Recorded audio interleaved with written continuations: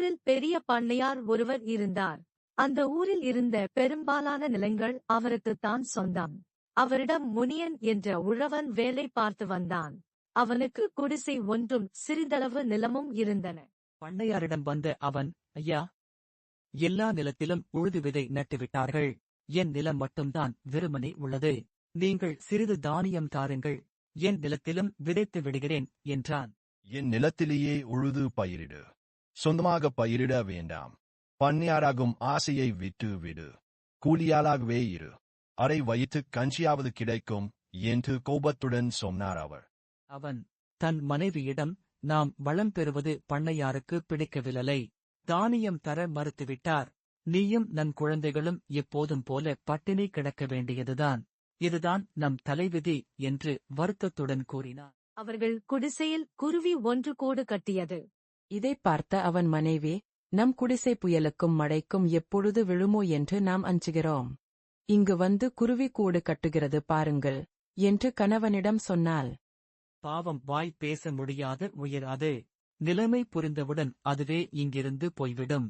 நாம் அதற்கு தொல்லை செய்ய வேண்டாம் என்றான் அவன். கூட்டில் அந்த குருவி 4 முட்டைகள் இட்டது. 4ம் குஞ்சுகளாயின. திடீரென்று அந்த குருவி கூட்டுக்குள் ஒரு பாம்பு நுழைந்தது. குருவி குஞ்சுகளை பிடித்து சாப்பிடத் தொடங்கியது. அவை அலறின. அங்கு வந்த உழவன் பாம்பை அடித்துக் கொன்றான்.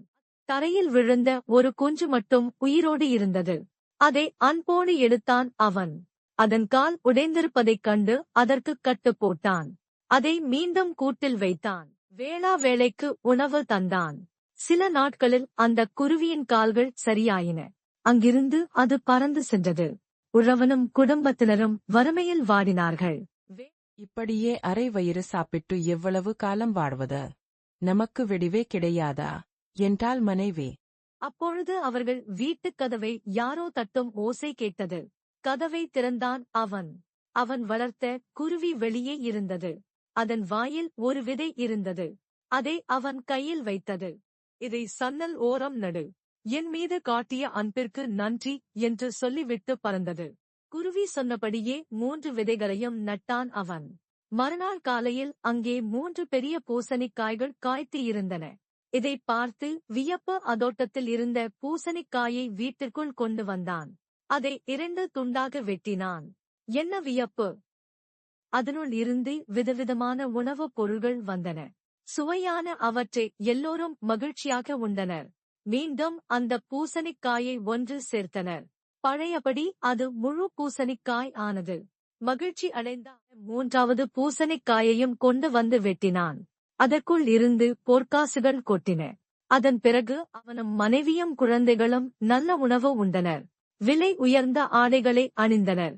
மிகப்பெரிய வீடு ஒன்றைக் கட்டத் தொடங்கினார்கள். உழவன் சில நாள்களில் பெருஞ்செல்வனானதை அறிந்தார் பண்ணையார். அவனிடம் வந்த அவர், தேன் முனையா, உனக்கு எங்கிருந்து இவ்வளவு செல்வம் கிடைத்தது? உண்மையைச் சொல் என்று கேட்டார். அவனும் நடந்ததை எல்லாம் அப்படியே சொன்னான்.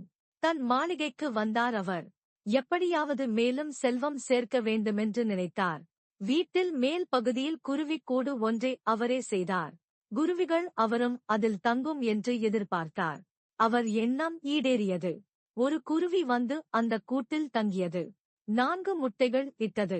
4 குஞ்சுகள் வெளியே வந்தன. பாம்பு வரவே இல்லை. பொறுமை இழந்த அவர் ஒரு பெரிய கம்புடன் குருவி கூட்டை நெருங்கினார். 3 குஞ்சுகளை அடித்துக் கொன்றார். ஒன்றன் காலை உடைத்து கீழே எறிந்தார்.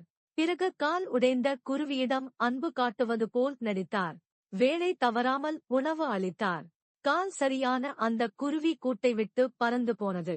3 விதைகளுடன் குருவி மீண்டும் வரும். அரசனை விட செல்வன் ஆவேன் என்ற எண்ணத்தில் காத்திருந்தார் அவர். அவர் எதிர்பார்த்தபடியே கதவை தட்டியது குருவி. அவரிடம் 3 விதைகளைத் தந்தது. எண்ணம் நிறைவேறியது என்று மகிழ்ந்தார் அவர். 3 தானியங்களையும் நட்டார்.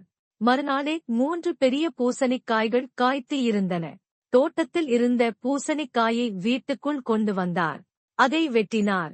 அதற்குள் இருந்து எண்ணற்ற பூச்சிகள் வெளிவந்தன.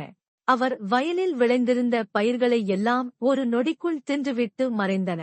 முன்புறத்தில் இருந்த 2வது பூசணிக்காயை வெட்டினார். அதற்குள் இருந்து தீ வெளிப்பட்டது. அது அவரையும் அந்த மாளிகையையும் ஒரு நொடிக்குள் சாம்பல் ஆக்கியது. கொடிய பண்ணையார் ஒழிந்தார் என்று ஊர் மக்கள் மகிழ்ந்தனர்.